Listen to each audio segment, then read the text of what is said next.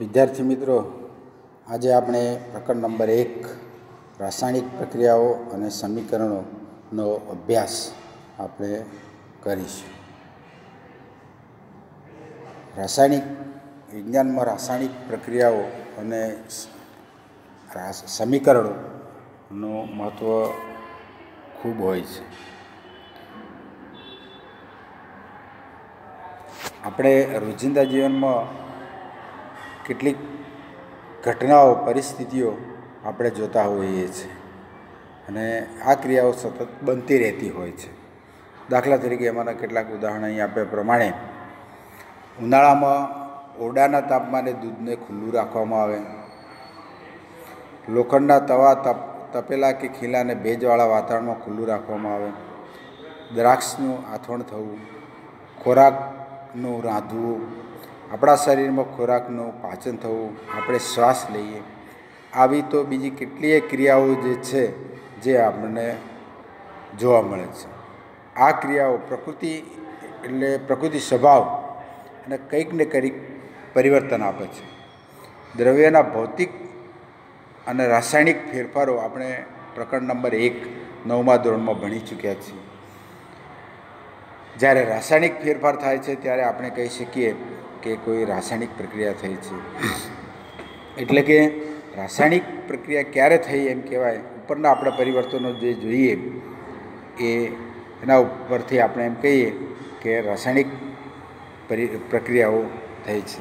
હવે આપણે રાસાયણિક પ્રક્રિયાનો અર્થ શું, રાસાયણિક પ્રક્રિયા થઈ છે કે નહીં, એની વિસ્તૃત માહિતી આપણે કેટલીક પ્રવૃત્તિઓ દ્વારા આપણે મેળવી.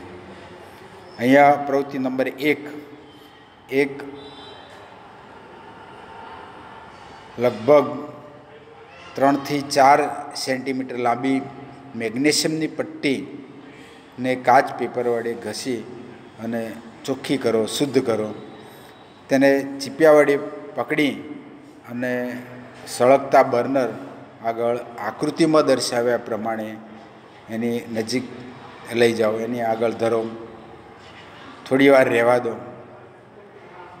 એનો નીચે વોચ ગ્લાસ મૂકેલો છે જેમાં રાખ ઉત્પન્ન થાય તેને ભેગી કરો અને એનો અભ્યાસ કરો, અવલોકન કરો.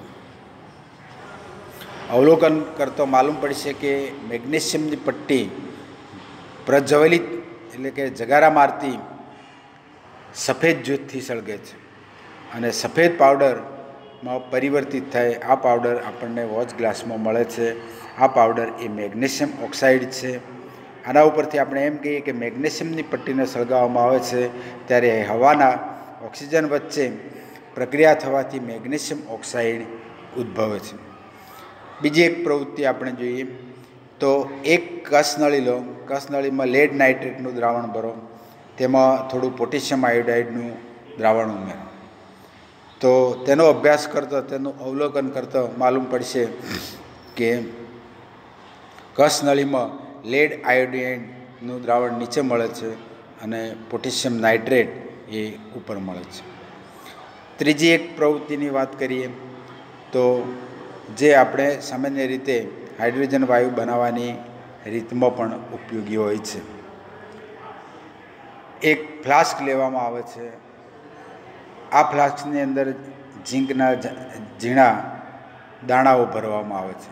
ત્યાર પછી એને એક કાણાવાળા બૂચ વડે બંધ કરવામાં આવે છે અને તેમાં કાચની નળી રાખવામાં આવે છે. હવે એસિડ, તેમાં મંદ હાઇડ્રોક્લોરિક એસિડ અને મંદ સલ્ફ્યુરિક એસિડ કાચની નળી દ્વારા ફ્લાસ્કમાં જવા દો. પછી તેનું અવલોકન કરો. તો આપણે જોઈશું કે ઝીંકના દાણા અને મંદ સલ્ફ્યુરિક એસિડ અથવા તો હાઇડ્રોક્લોરિક એસિડ વચ્ચે રાસાયણિક પ્રક્રિયા થવાથી નીચે ઝીંક સલ્ફેટ મળે છે અને હાઇડ્રોજન વાયુ એ કાચની નળીમાં થઈ અને અંદર ધુમાડો દેખાય એ કાચની નળીમાં થઈ અને બહાર આવે છે. એટલે કે રાસાયણિક પ્રક્રિયાઓ સમજવા માટે આપણે ઉપરોક્ત ત્રણ પ્રવૃત્તિ જોઈ. આ ત્રણ પ્રવૃત્તિમાં આપણે કેટલાક પરિસ્થિતિઓ આપણે જોઈ. પહેલી પરિસ્થિતિ અવસ્થા પરિવર્તન, બીજું રંગ પરિવર્તન, ત્રીજું વાયુ ઉત્પન્ન થવો, ચોથું તાપમાન. ત્રીજી પ્રવૃત્તિમાં આપણે ફ્લાસ્કને અડકીએ તો આપણને એ ગરમ લાગે છે, એટલે કે એનું તાપમાન વધે છે. હવે આગળ જોઈએ રાસાયણિક સમીકરણો. તો રાસાયણિક સમીકરણો એ રસાયણ વિજ્ઞાનમાં ખૂબ અગત્યના હોય છે. આપણે આગળ પ્રવૃત્તિમાં જોયું કે મેગ્નેશિયમની પટ્ટીને જ્યારે હવામાં સળગાવવામાં આવે છે ત્યારે તે મેગ્નેશિયમ ઓક્સાઇડમાં રૂપાંતર થાય છે. આ રાસાયણિક પ્રક્રિયાનું આપણે વાક્ય સ્વરૂપ વર્ણન ઘણું લાંબુ થઈ જાય, એટલે આપણે શબ્દોમાં લખીએ તે ખૂબ લાંબુ થઈ જાય. એને ટૂંકમાં ગણિતની ભાષામાં એમ કહીએ તો પણ ચાલે. ટૂંકી ભાષામાં આપણે જે લખીએ છીએ એને રાસાયણિક સમીકરણ કહેવાય. મેગ્નેશિયમ વત્તા ઓક્સિજન બરાબર તીરની નિશાની કરવામાં આવે છે. એ મેગ્નેશિયમ ઓક્સાઇડ, મેગ્નેશિયમ ને ઓક્સિજન પ્રક્રિયકો છે, જ્યારે મેગ્નેશિયમ ઓક્સાઇડ એ નિપજ છે. સામાન્ય રીતે આપણે જે પદાર્થો વચ્ચે રાસાયણિક પ્રક્રિયા થાય છે તેને ડાબી બાજુએ લખવામાં આવે છે, એને પ્રક્રિયકો કહેવામાં આવે છે.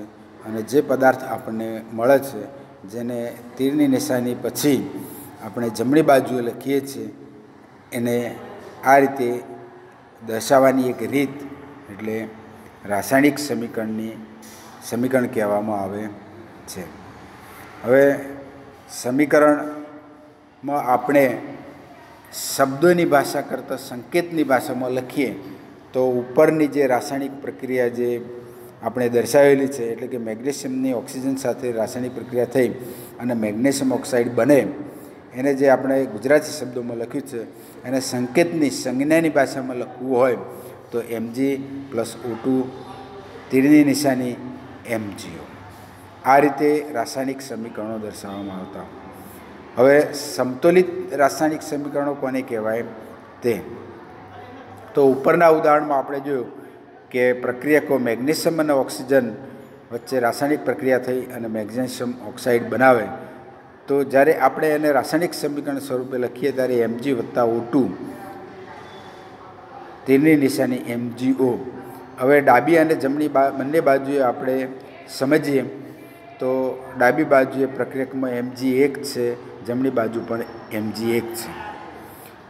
ડાબી બાજુ ઓક્સિજનનો અણુ એટલે 2 ઓક્સિજન પરમાણુ છે, જ્યારે જમણી બાજુએ ઓક્સિજન 1 પરમાણુ છે. એટલે બંને બાજુએ બધા જ તત્વોના પરમાણુની સંખ્યા સરખી નથી. અને જ્યારે સરખી કરવામાં આવે છે ત્યારે એ સમીકરણ સંતુલિત થયું એમ કહેવાય. એવા સમીકરણોને સમતોલિત રાસાયણિક સમીકરણો પણ કહેવામાં આવે છે. રાસાયણિક સંતુલિત સમીકરણ કરવું જરૂરી છે કારણ કે બંને બાજુએ પરમાણુઓની સંખ્યા એક સરખી રહેવી જોઈએ. હવે અહીંયા બીજું એક આપણે સંતુલિત સમીકરણનું ઉદાહરણ જોઈએ તો સલ્ફ્યુરિક એસિડ અને ઝીંક વચ્ચે જે રાસાયણિક પ્રક્રિયા આપણે આગળ જોઈ એમાં ઝીંક વત્તા સલ્ફ્યુરિક એસિડ તેની નિશાની ઝીંક સલ્ફેટ વત્તા હાઇડ્રોજન. એને આપણે સંજ્ઞાની ભાષામાં લખીએ તો Zn વત્તા H2SO4 Zn SO4 વત્તા H2. હવે અહીંયા આપણે જોઈએ કે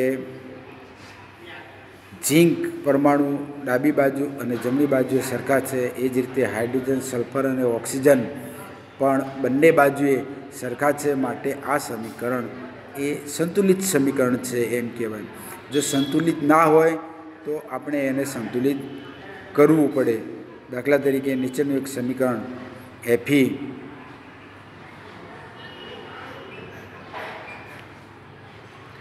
વત્તા H2O Fe3O4 વત્તા H2. હવે આ સમીકરણમાં ડાબી બાજુએ Fe1 છે, હાઇડ્રોજન 2 છે, ઓક્સિજન 1 છે. જ્યારે જમણી બાજુ જોઈએ તો Fe3 છે, ઓક્સિજન 4 છે અને હાઇડ્રોજન પરમાણુ 2 છે. હવે આવા સમીકરણોમાં પરમાણુઓ બંને બાજુએ એક સરખા નથી, તો એને આપણે સંતુલિત કરવું પડે. સંતુલિત કરવામાં એટલા માટે કરવામાં આવે કે બંને બાજુએ દરેક તત્વના પરમાણુઓ સરખા રહે. એ કરવા માટે અહીંયા એના જુદા જુદા તબક્કાઓ આપેલા છે. પહેલા તબક્કામાં સમીકરણ આપણે લખીએ છીએ, એમાં દરેકને ચોરસ ભાગથી અલગ કરીએ છીએ. પછી બીજા તબક્કાની અંદર દરેક તત્વના ડાબી બાજુ અને જમણી બાજુએ કેટલી પરમાણુની સંખ્યા છે એ દર્શાવીએ છીએ. ત્રીજા તબક્કામાં આપણે સંતુલિત શરૂઆત કરીએ છીએ. પ્રક્રિયા કે નિપક ગમે તે હોઈ શકે, સંયોજનમાં સૌથી વધુ પરમાણુ ધરાવતું તત્વ પસંદ કરવાનું. એટલે અહીંયા સૌથી વધારે એટલે ઓક્સિજનના 4 પરમાણુઓ છે, જ્યારે ડાબી તરફ એનો એક જ પરમાણુ છે. એટલે પહેલાં આપણે ઓક્સિજનને સંતુલિત કરવા માટે જમણી બાજુએ H2Oની આગળ આપણે 4 લખીએ છીએ. હવે H2Oની આગળ 4 લખીએ તો બંને બાજુ ઓક્સિજન સરખા થઈ જાય, પણ હાઇડ્રોજન એ જમણી બાજુએ 2 રહે, ડાબી બાજુએ 8 થાય. એટલે ત્યાર પછી આપણે જમણી બાજુના હાઇડ્રોજન આગળ આપણે 4 મૂકીએ છીએ. હવે ડાબી બાજુએ Fe1 છે, જ્યારે જમણી બાજુએ Fe3 છે, તો આપણે ત્યાં 3 મૂકીએ. Fe આગળ 3 મૂકીએ તો બંને બાજુએ Fe, H અને O ના પરમાણુઓની સંખ્યા એક સરખી થાય. એટલે ઉપરોક્ત સમીકરણને સંતુલિત કરી નીચે મુજબ દર્શાવી શકાય: 3Fe + 4H2O, તીરની નિશાની Fe3O4. હવે આ સમીકરણને આપણે ભૌતિક અવસ્થાઓમાં લખવાનું છે. એટલે કે પ્રક્રિયકો જ્યારે લેવામાં આવે છે ત્યારે કઈ અવસ્થામાં હોય છે અને નિપજો આપણને કઈ અવસ્થામાં મળે છે. આપણે પદાર્થની અવસ્થા 3 જોઈ: ઘન, પ્રવાહી અને વાયુ. ઘન પદાર્થને દર્શાવવા માટે S લખવામાં આવે છે, વાયુ પદાર્થોને લખવા માટે G લખવામાં આવે છે, અને પ્રવાહી પદાર્થોને લખવા માટે L લખવામાં આવે છે. જો આપેલો પદાર્થ એક દ્રાવણ હોય તો એને એક્વિયસ, પાણીની અંદર બનાવેલું દ્રાવણ હોય તો તેને એક્વિયસ એવું લખવામાં આવે છે. ઉપરોક્ત સમીકરણને આપણે નીચે મુજબ ફરીથી લખી શકીએ: 3Fe (S) + 4H2O (G) Fe3O4 (S) + 4H2 gas. એવા બીજા સમીકરણો પણ અહીં બતાવેલા છે. દાખલા તરીકે CO + 2H2 340 વાતાવરણે CH3OH મળે. એમાં CO ગેસ સ્વરૂપે છે, H2 ગેસ સ્વરૂપે છે, જ્યારે નિપજ એ લિક્વિડ સ્વરૂપે છે. એ જ રીતે સૂર્યપ્રકાશ, પ્રકાશ સંશ્લેષણની જે ક્રિયા થાય એનું સમીકરણ અહીં બતાવેલું છે: 6CO2 + 12H2O, સૂર્યપ્રકાશ, ક્લોરોફિલ, 6C6H12O6 એ જલીય સ્વરૂપે હોય છે, પ્લસ 6O2 એ પણ જલીય સ્વરૂપે હોય છે, 6H2O એ લિક્વિડ સ્વરૂપે હોય છે.